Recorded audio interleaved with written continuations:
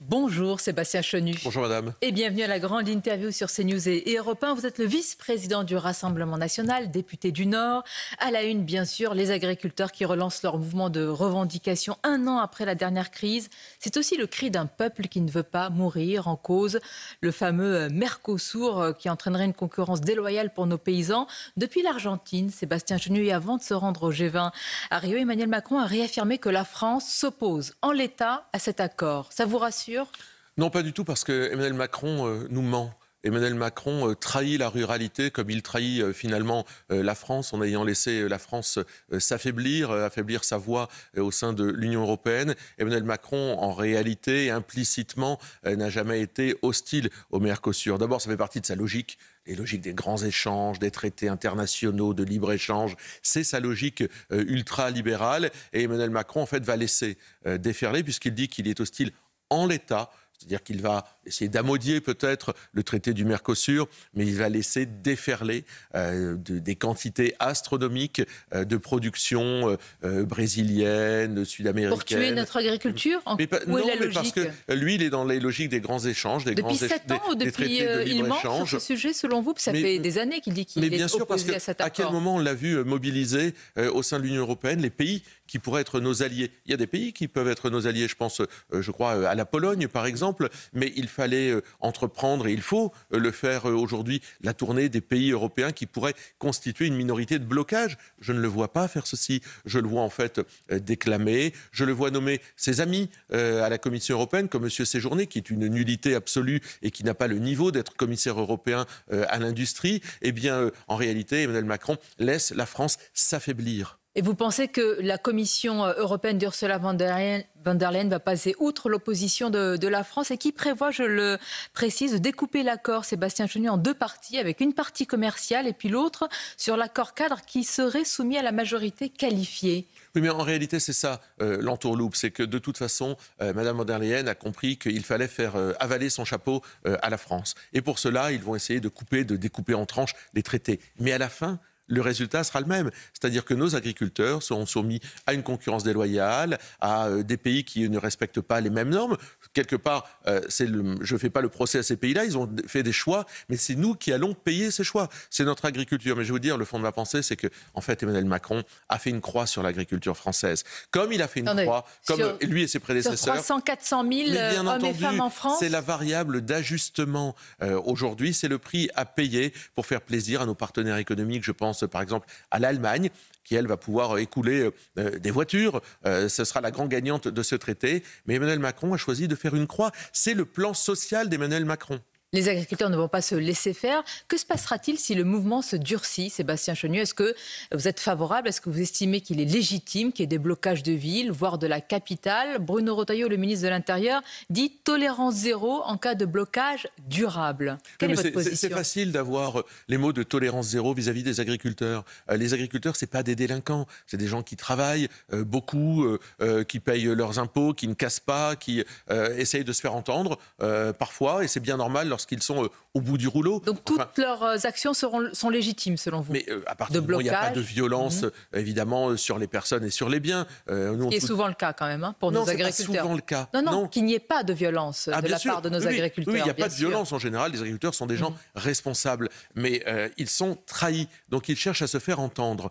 Donc moi je crois qu'effectivement, il faut que le gouvernement entende cela et fasse monter le son au niveau de l'Union européenne. Mais il y a encore temps? Ou alors vous pensez que c'est sur la table que ça va être signé dans quelques jours? Mais vous savez, l'idée de jouer la chaise vide, de dire à la Commission européenne, eh bien la France ne participera plus, n'acceptera plus, c'est aussi une façon de défendre nos intérêts. Là, finalement, on va amodier les choses, Emmanuel Macron va amodier les choses et encore une fois va trahir la France. Sébastien Chenu, vous dites que c'est la logique d'Emmanuel Macron, ces accords de libre-échange. Est-ce qu'au RN, vous êtes opposé à tous les accords de libre-échange par principe? Non, pas du tout. En fait, en réalité, nous avons demandé qu'on puisse sortir l'agriculture d'une majorité de ces accords de libre-échange. Parce que c'est un bien particulier, parce qu'en France, on a une agriculture qui est saine et qu'on n'a pas besoin de se mettre en concurrence déloyale vis-à-vis d'autres pays. Il y a des accords de libre-échange dans lesquels on peut trouver effectivement... Comme l'accord UE-Nouvelle-Zélande, vous aviez une position plus modérée. Il y a des accords qui ont vocation à perdurer sans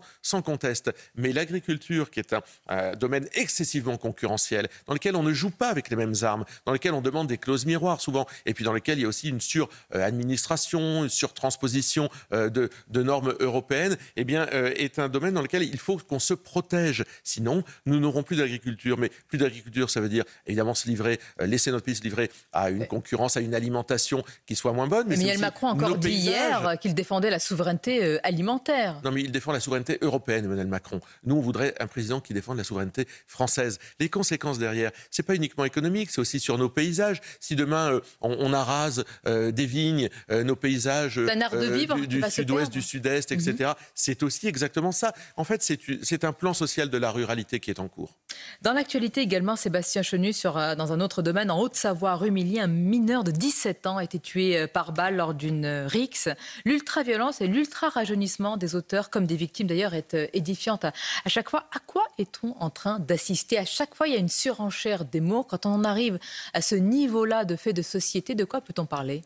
Mais moi, je pense que qualifier les choses, on pourrait dire qu'effectivement, on est en train de devenir un pays d'Amérique du Sud. On a entendu la mexicanisation, le terme de Bruno Retailleau. Tout ça, c'est d'accord, on peut s'entendre sur les termes. Mais moi, ce qui me heurte le plus, c'est la banalisation.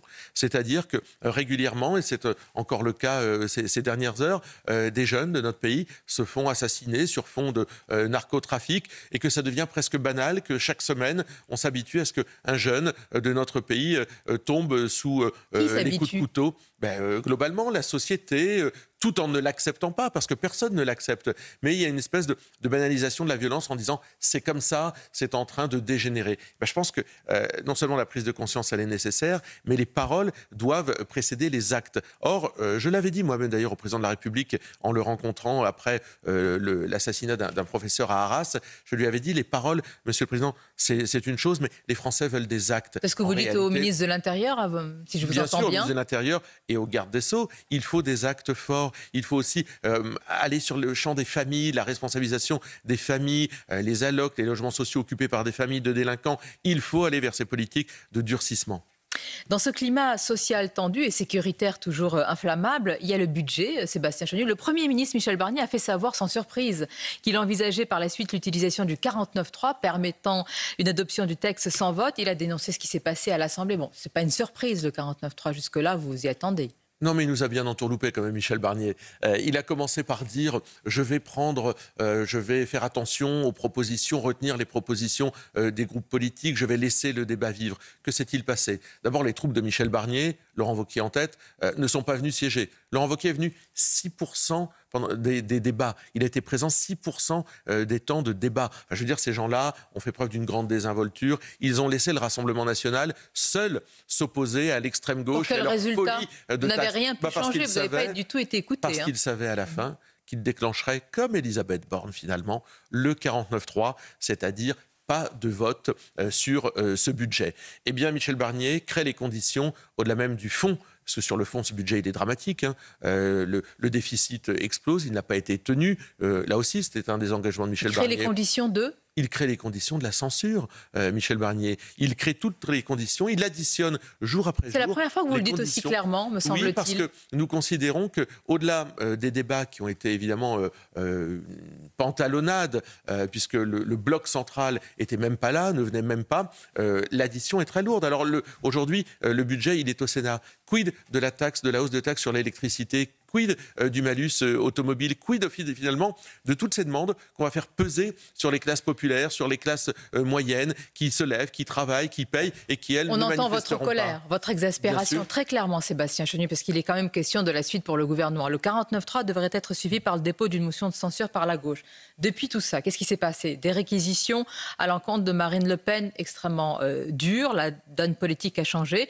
Est-ce que votre stratégie du maintien de gouvernement a encore une utilité aujourd'hui? Mais moi, je ne lis pas le procès scandaleux qui est fait à Marine Le Pen et les réquisitions antidémocratiques dont l'objet est de la tuer politiquement. Je ne lis pas ça à l'étude, à l'examen du budget. Nous avons évidemment travaillé le budget à l'Assemblée nationale, le groupe des députés Rassemblement national, au bénéfice des Français. Nous sommes dit à chaque fois quel est l'intérêt des Français, qu'est-ce qu'on peut en tirer. On ne s'est pas posé la question de savoir si il fallait maintenir ou pas ce gouvernement. On se disait, ce budget peut-il avoir des conséquences bénéfiques pour les Français? Aujourd'hui, force est de constater de dire que non. Ce budget va impacter les Français, ne va rien résoudre, et donc c'est un très mauvais budget. Nous avons voté contre la première partie. Se posera la question de la censure, du dépôt d'une motion de censure par le RN, mais aussi du vote, peut-être par le RN, d'une autre motion de censure.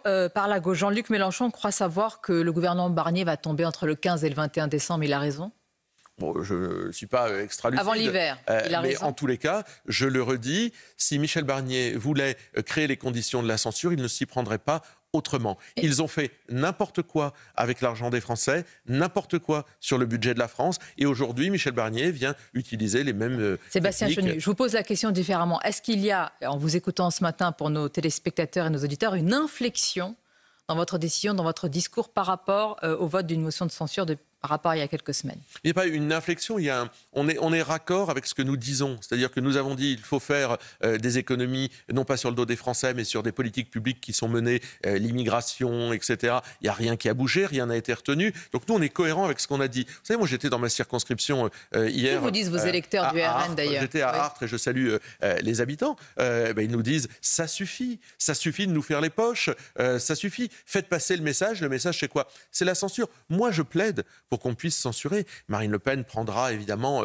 à tâche de notre groupe, fera son miel, des propositions. Donc vous êtes pour la censure. Mais moi, je pense Jordan Bardella semble y être favorable. Jordan Bardella s'exprimera lui-même et puis nous nous mettrons tous unis parce que chez nous, on est un bloc derrière la décision. S'il y a une crise politique, voire pour certains une crise de régime, vous l'assumerez, mais est-ce que vous en serez, si je puis dire, comptable et responsable? Cette crise de régime, elle existe déjà. Cette crise politique, nous y sommes. Quand vous voyez les réquisitions, les demandes d'un parquet sur Marine Le Pen, qui veut envoyer Marine Le Pen en prison, c'est-à-dire la ruiner financièrement, l'empêcher politiquement de continuer son parcours et l'envoyer en prison, c'est-à-dire davantage que ce qu'on fait pour n'importe quel racaille, n'importe quel voleur et violeur. Vous dites que oui, nous sommes déjà dans une crise politique et une crise de régime. C'est pas le Rassemblement national qui l'a construite. Quand vous voyez les agriculteurs ce matin, vous croyez qu'ils ne traversent pas une crise aussi? Notre pays est en crise. Les gouvernants n'ont pas compris la rupture attendue avec le macronisme. C'est celle que nous portons. Alors Sébastien Chenu, dans un tel contexte où tout peut arriver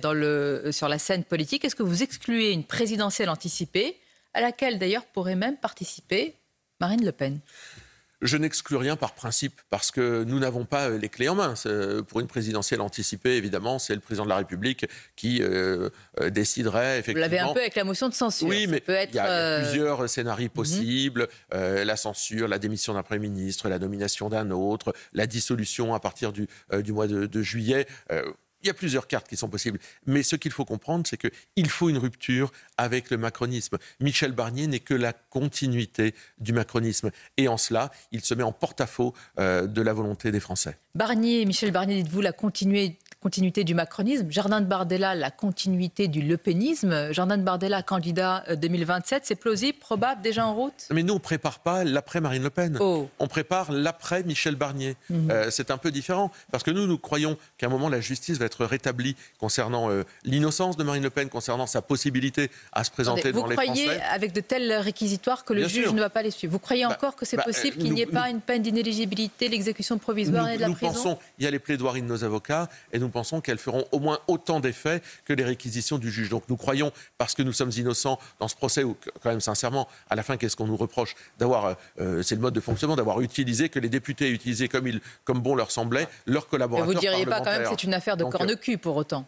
Non, mais ça ne vaut pas, c'est totalement disproportionné. Les réquisitions sont totalement disproportionnées avec le fond du dossier. Et nous l'avons démontré, comme nous avons démontré la partialité de la procureure qui a dit, qui a avoué, qui a reconnu que ça lui ferait trop mal de demander la relaxe dans le cadre de ce Marine Le Pen est combative, on l'a lu hier dans le journal du dimanche. Elle affirme qu'elle ne laissera, Sébastien Chenu, personne effacer 14 millions d'électeurs et estime en filigrane que cela pourrait délégitimer la prochaine présidentielle.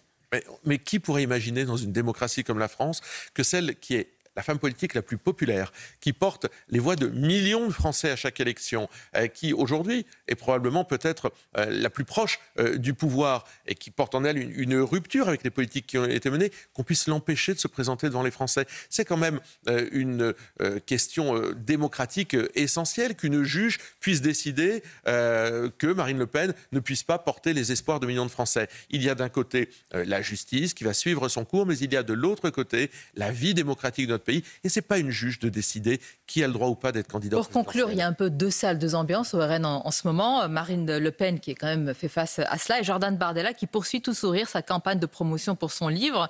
Il se tient délibérément loin du cyclone judiciaire. Je suppose que depuis sa sortie, vous avez lu le livre « Ce que je cherche ». S'il y a une phrase à retenir de ce livre, quelle serait-elle ? Bon, ce n'est pas une phrase, c'est plutôt une vision de la société, de l'engagement. En fait, moi, je pense que Jordan Bardella, à travers son témoignage, il appelle les gens à s'engager. Il explique qu'il est un enfant... Ça, vous le saviez, oui. Oui, dans le livre, qu'est-ce que vous avez appris ? Je pense que sa démarche nous montre que tout le monde peut se saisir de la politique. Tout le monde peut faire de la politique à partir du moment où on souhaite apporter quelque chose à son pays. Et je pense que ça résonne beaucoup dans le cœur de nombreux Français. Et ça, c'est un message d'espoir. C'est un message d'espoir, de campagne, ben oui, aux côtés de Marine Le Pen, évidemment. Merci. Sébastien Chevelu, c'était votre grande interview. À bientôt et bonne journée à vous.